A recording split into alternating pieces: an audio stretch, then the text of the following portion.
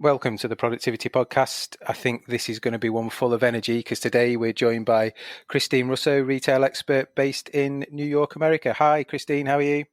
Hi, Simon. Full of energy today, aren't we? We are. I mean, I have to say you have a wonderful podcast voice. Do I? I think someone told me it was a voice for sending you to sleep. Maybe that's good feedback or not. It depends when you listen to this podcast, right? Well, let's hope. Let's hope we don't get snoozers on this. I'll try to keep it informational enough that people want to stay tuned. But you have a very good broadcast voice, Simon. Appreciate that. Thank you very much. Pleasure. Thank you very much. I'll put on my best British voice today for you. So tell us a bit about yourself then, Christine. What do you do? What have you been involved in over your career? How did you get to what you're doing today? Just so we give the listeners some context. Absolutely. My pleasure. So I'm Christine Russo. I spent a corporate career doing global store development. So I was taking designer-led American brands around the world, some throughout the UK, doing brick and mortar. So from real estate site selection through design construction. So turnkey as an in-house kind of mini agency.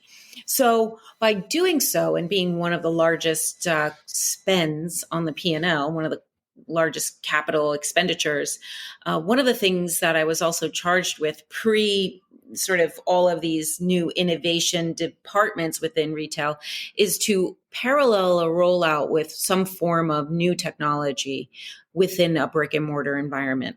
So I am been in this game long enough that one of the things I did was put a rotary phone direct dial to a catalog straight away as a technology solution. And that was way back in the day when J. Crew was a catalog company and was then starting to do retail stores. So it's funny how the definition of innovation has changed so dramatically. So over the course of that entire career, I was constantly on the hunt for new solutions to drive productivity and sales in brick and mortar. Fast forward to now where digital and physical are one. The entire ecosystem is built on technology. However, in some cases, brick and mortar lags. So the mission now is to say, well, everyone shopped online for 2 years. Many were before, but let's just say we were forced online. So now they go into a store and it feels like they're going back in time. And we'll get into the details of what that means. But that's where I stand. I'm an industry analyst and I am invited to speak on platforms such as yours to educate the retail ecosystem on technology solutions. Awesome. So let's get into the detail then. We've come out of a global pandemic. I think it was 2 years ago this week that we're recording in the UK that we went into our first lockdown. Feels like yesterday, but also feels like an eternity ago. The world pivoted. Retailers pivoted because they had to. Online sales went through the roof because we couldn't get out. Now things are settling down. We're learning to live with COVID. Maybe won't go away and be around for our lifetimes in hopefully an ever diminishing guise. But how do we bring into bricks and mortar what you got online in that period and maybe before and post in an affordable, easy way? Because it feels like for those pure play retailers, they've clearly not got the bricks and mortar costs. So they've got a nice economic model, although fuel prices and wars in Ukraine probably challenge that. But for those retailers that live and breathe by bricks and mortar, how do they claw back that percentage that's shifting online, do you think? Well, there are first and foremost, they have to have a technology mindset and seek out solutions for which there are many. I'll give some examples so that people kind of understand the context. So let's start with an online checkout experience. First thing is I am buying, I put things in my basket and I check out and I can see what's in my basket. I can see discounts applied where I've put in a code. I then have several payment options. So I can see the basket, I see my discounts, I see what's in there. Maybe I made a mistake. I can kind of edit it before paying. And then I have payment options. Okay, now you walk into a store. You go up to the counter and you go up to the POS and you can't see the receipt, the total basket, until after you pay. And maybe there were a few things that you chose to buy that were on markdown POS, but maybe the signage on the shelf was a little messed up. Mhm. And where it said 30%, it actually was 40%, or maybe it was 40% and it actually was 25%. I know we can all relate to this. It happens. Yep. And after you pay, you look at your receipt and you go, wait a minute, I thought that was 25% off. And you checked me out as 10. And then they say, well, it's selected merchandise. Our sign says selected merchandise. What? Or the opposite, which is, oh, I didn't know that was 50% off. I would have bought two. Okay. So you can't see the basket before checkout, but there's a tech solution for that. Let's keep going. So at the same time, you're checking out, and then it's pretty much chip and pin. Okay. Of course, you have tap and pay now for your card, meaning you pull out your card out of the wallet and you either chip and pin it or you tap and pay, or you have an e-wallet and you have like an Apple Pay card set up and you tap and pay. And that's the extent of the payment options for kind of an in-store experience. Well, wait a minute. I go online and I can do installment payments through buy now, pay later. And I can do, I can pay out of my Venmo account. I can actually do Amazon Pay, or I can do Shop Pay.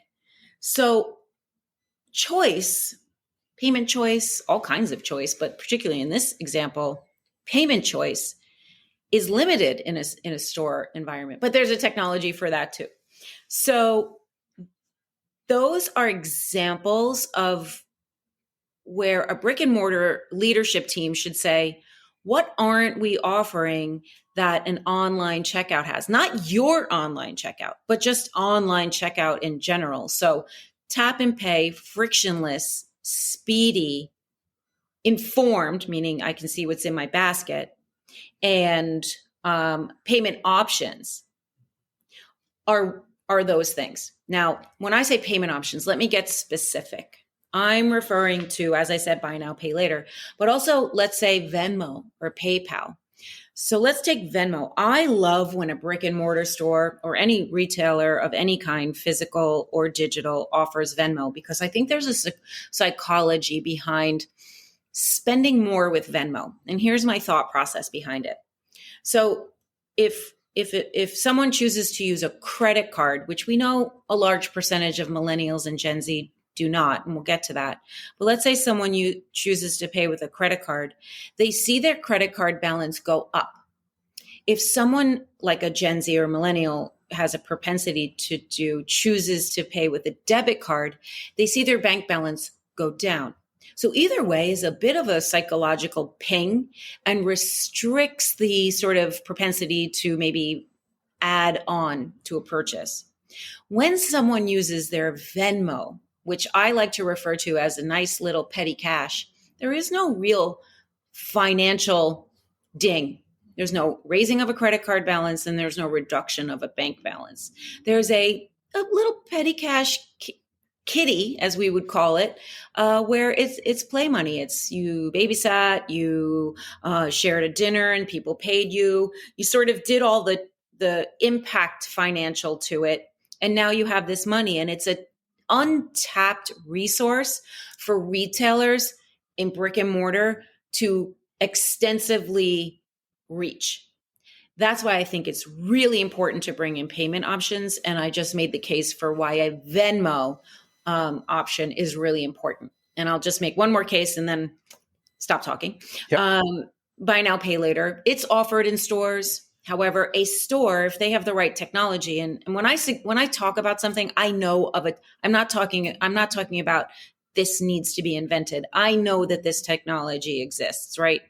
So a store can offer not just one buy now, pay later, because the thing with buy now, pay later from a consumer standpoint is you can join multiple. You can be with Sezzle and Klarna. So a store should offer both. They should offer one, but they should offer as many as possible. Why? Again, the customer should have choice and options. That's my intro. Awesome. So let me circle back around a couple of things you've said there. PayPal. So PayPal, I know we've talked about this before and we've caught up. PayPal is still my biggest single frustration with that delta between buying online and returning it to a store. So here's the example. I buy a new pair of jeans online, wrong size, fit, colour, whatever, decide I want to send them back. I'm passing a local store that I bought it from online, so I'll pop in and return it to the store, no problem. Get to the cashier desk, cashier scans it, types in the order number, whatever it might be, and goes, oh, I see you pay by PayPal. I can't give you a refund. What this has done is triggered a refund via PayPal. The money will be in your bank between 5 and 7 days. Thank you very much. Retailer X doesn't give me any proof or a receipt for dropping the item off. So I walk out the store with no money.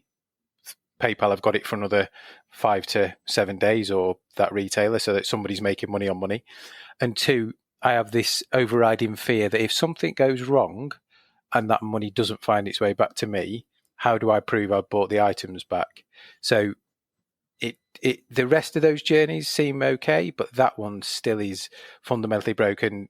Probably PayPal's fault, and maybe you can shed some light on that, but that needs fixing if that payment mechanism is going to grow, because it just feels disjointed. I agree with you, and I have had similar experiences with PayPal. I've also had them hold funds until they've gotten sort of all of this information. Yep. I think that was more on the business side, but it's astounding the things that they do. Okay, so we'll start with shared frustrations there. So there's a couple of things going on. Maybe PayPal wants the stores to bring in their own PayPal POS, which they've now launched. Mm-hmm. Maybe, but PayPal has PayPal's issues. So the consumer who chooses to use PayPal, it's an informed decision, and you learn by getting burned, unfortunately. As the retailer, you can offer it, and that's about it. And should you offer it? Yes. The consumer knows that you, the business, are not the one holding funds or creating problems.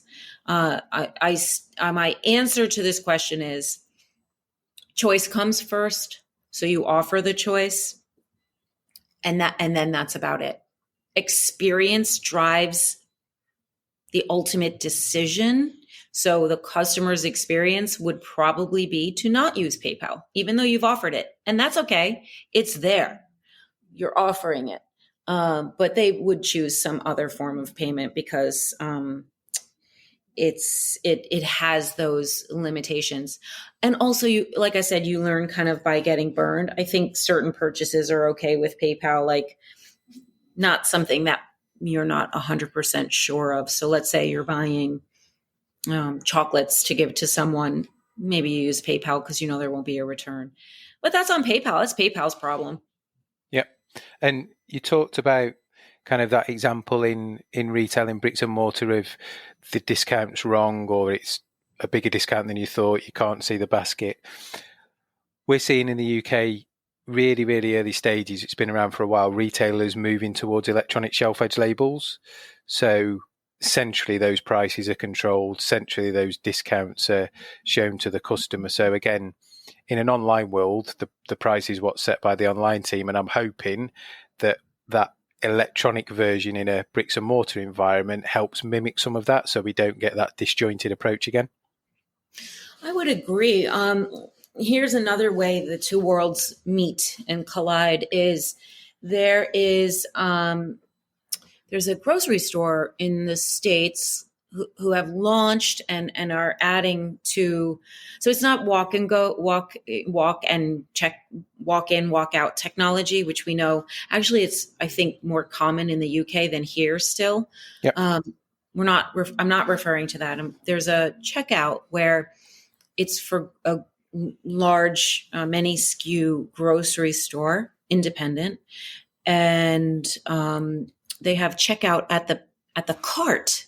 So it's kind of where your hands are as you're pushing the cart, where I think there's a scanning to it. So you're involved in the pricing, but you don't have to go to the checkout. You're scanning it, you're putting it in your bag, and then you pay at the cart and you're done.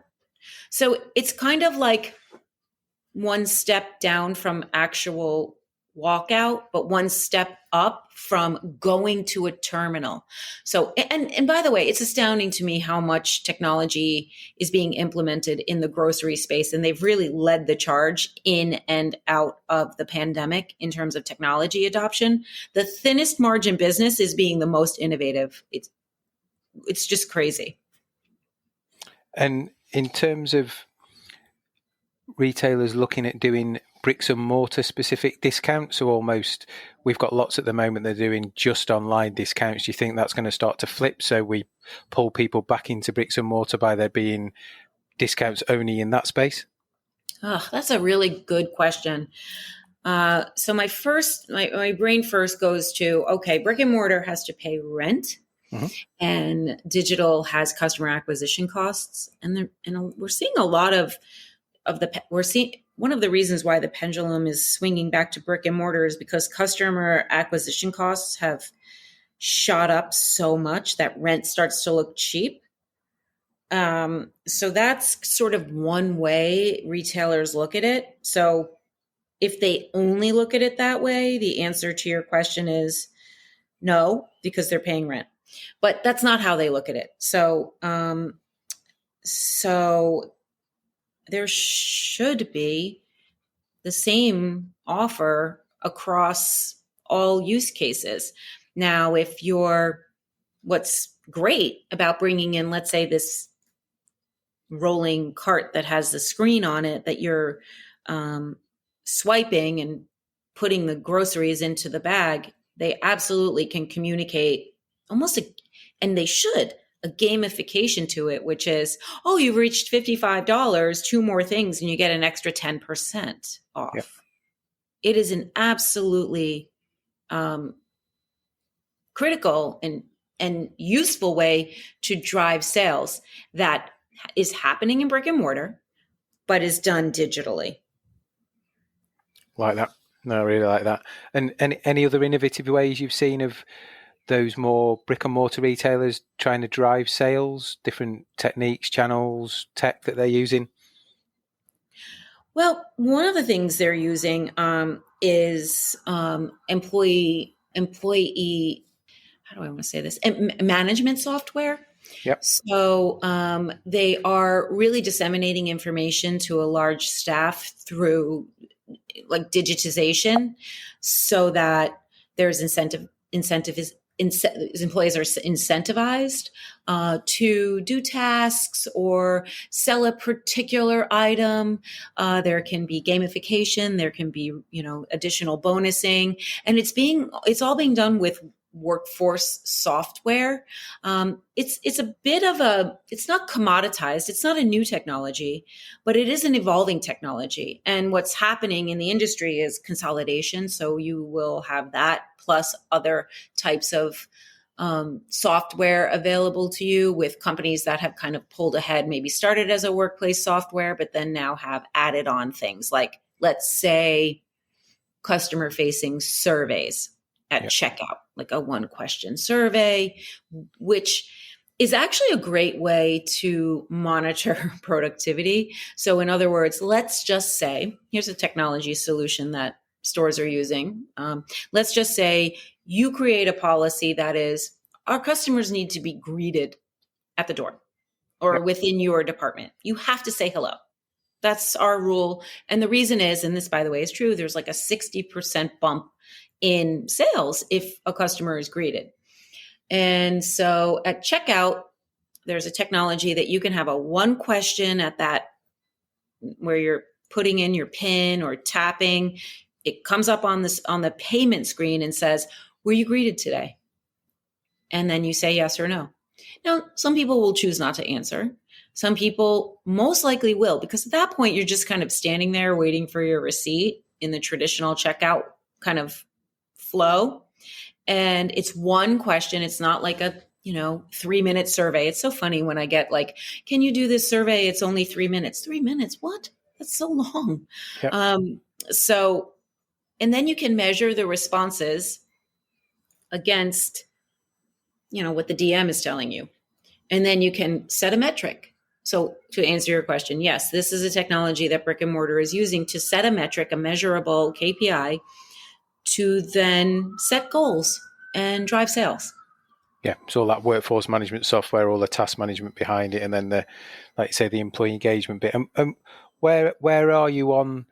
I suppose retailers using bricks and mortar as more of a showroom or an experiential place rather than a physical shop, if that makes sense. So you go there, you have an experience, the service is great, but actually the stock gets delivered to you the next day, or is a byproduct of that rather than physically taking it. There's certainly in the UK, this whole experiential retail showrooming has been talked about, and people investing a lot more in colleagues to upskill them. But actually, we've not really seen anybody do it.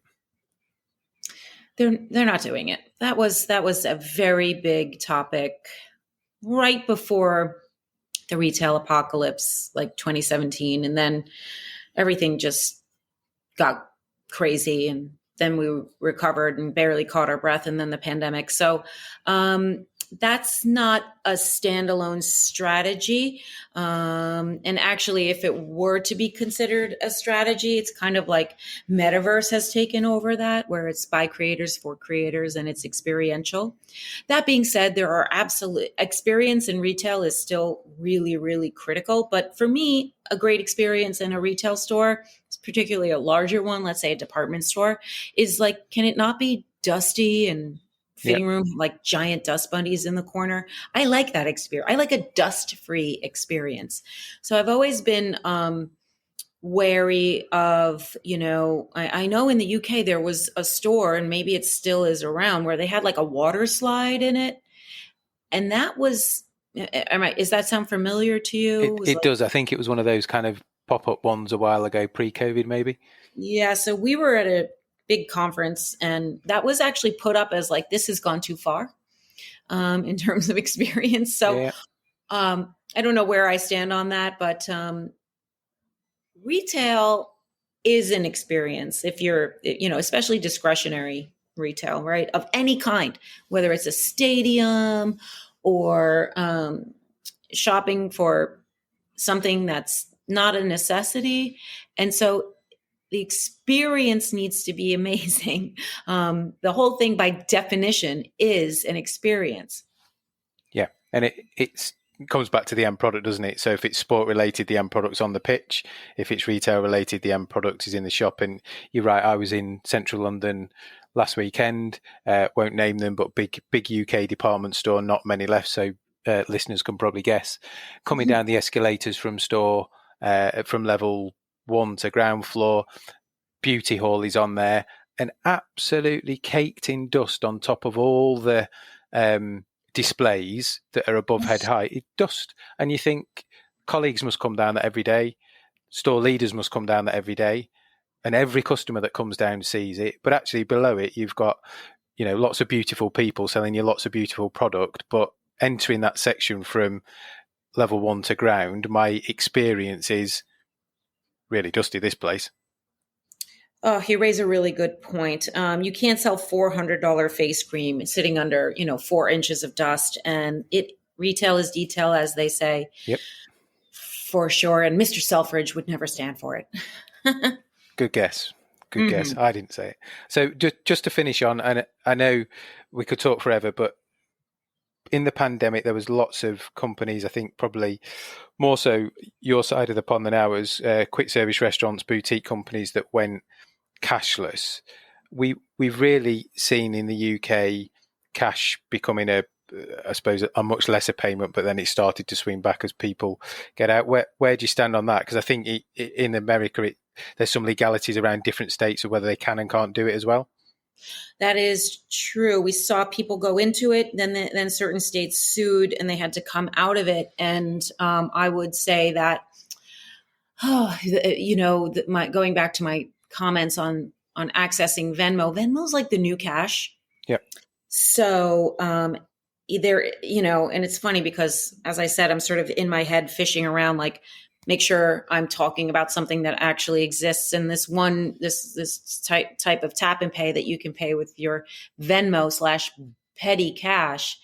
has been a good solution for stores, quick service, QSRs that want to go cashless. Let's remember why they want to go cashless. It's not because they hate cash. It's because they're looking for speed. So, and they're looking to reduce labor. So, or labor has been reduced for them. So they want manpower where it's best served. They don't want a cashier, and they want to be able to do quick checkout, digital checkout, so that it doesn't slow down the full customer journey. So, cashless and all of that is kind of lost in what's lost in the discussion is why. And so if you revert back to the why, I'm sure that states that have limitations on it, you could come up with another solution. So yeah. And I think it's something to be researched. There's all the downstream bits, isn't there, of having less cash to count, less cash to be collected, less security risk, less cash coming in. So as a retailer, there's a big on-cost saving at both ends of the spectrum, the less cash you deal with. Yeah, exactly. So I think that we will see, I actually know of a technology that has made EBT, that's our food stamps here, acceptable digitally. And that's a big accomplishment. And I think part of payments, the discussion around payments here and cashless is underbanked, a large population that's underbanked, and then also underfunded. So now that we have, and now that we have this ability to extend the digital payments to a traditionally underbanked or underfunded clientele through EBT. EBT here is food stamps. Yep. That's an incredible movement, because the movement, like I said, the movement is not away from cash for that purposes. It's a movement to expediency and fairness. Everybody is entitled to that. Absolutely. And on that note, we'll pause there. So it's been an amazing chat. Really, really enjoyed this one. It's flown by. Final question from me. Everybody that comes on the podcast gets it. What's the best bit of business advice you've ever been given? Oh my goodness. On the spot.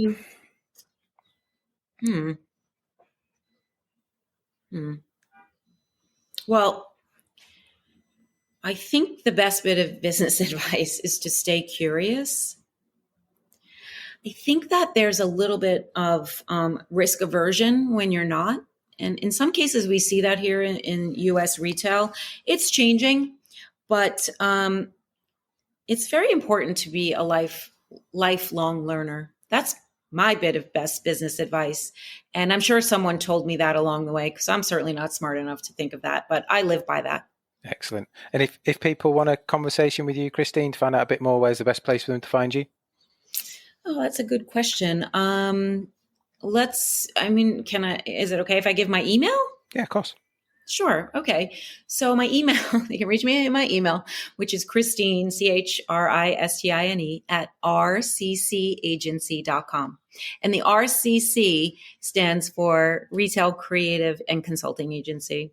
And I focus on B2B technology consulting and also work with retailers. So that's the best way. Awesome. Reach out if you want a further conversation. Listen, it's been an absolute pleasure to chat. You brought some brilliant energy, some brilliant kind of narrative on retail. Really, really enjoyed it. So many thanks from me. Thank you, Simon.